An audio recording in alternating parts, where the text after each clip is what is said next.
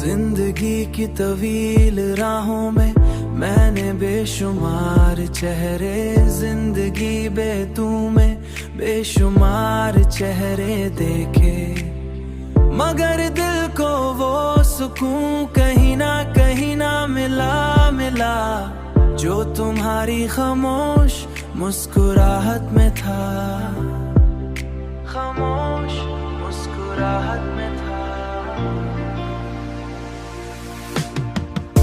तुम्हारी बातों की वो मिठास आस आज भी मेरे दिल के गोशों में गूंजती है, और हर तन्हा लम्हे में मुझे यह एहसास दिलाती है।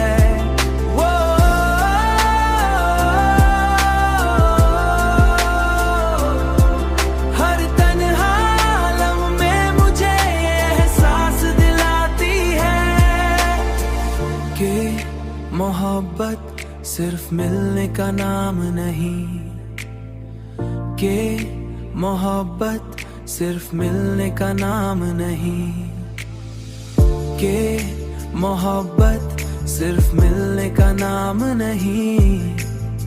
ये एक ऐसा एहसास है जो जुदाई के बाद भी दिल के अंदर जिंदा रहता है,